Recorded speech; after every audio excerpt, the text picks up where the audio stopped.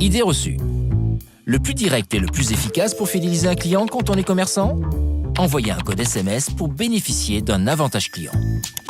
Aujourd'hui, fidéliser un client, c'est crucial.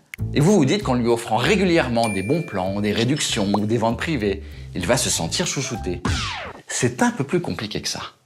La base pour fidéliser un client, c'est la considération.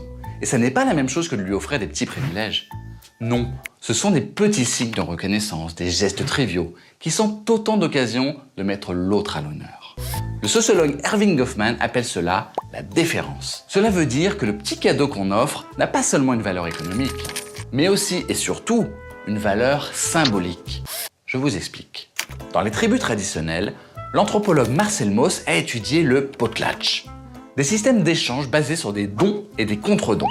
Lorsqu'un membre donne un bien à un autre membre de la communauté, il lui donne plus qu'un objet.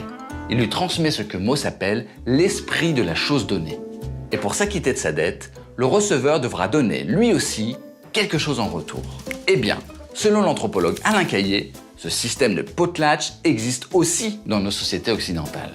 L'esprit de ce qu'on offre est plus important que l'objet lui-même. Et c'est cet esprit qui confère de la considération. C'est lui qui met l'autre à l'honneur. Bon, concrètement, comment ça fonctionne ? Disons-le tout de suite, donner de la considération, ça ne se décrète pas. C'est le consommateur qui décidera s'il se sent ou non considéré. Pour cela, il va chercher à identifier la valeur de ce que vous lui offrez, le fameux esprit de la chose donnée. Lorsqu'on prépare ses faire-part de mariage, par exemple, on n'accorde pas la même considération à ceux à qui on envoie un bel imprimé qu'à ceux à qui on l'envoie par email.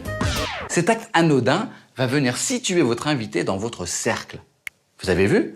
Le canal choisi pour inviter une personne marque l'esprit de la chose donnée. Ça lui indique qui il est pour nous. La fidélité, l'estime, la considération. C'est donc une question de coût symbolique. Bien sûr, si vous offrez 25% de réduction, ça a un coût pour l'entreprise. Mais si vous envoyez un beau catalogue imprimé à votre client, vous prenez une place de choix sur sa table basse et dans son intimité. Et cette place ne peut être obtenue qu'au prix d'une certaine dépense. Il n'y a pas de raccourci.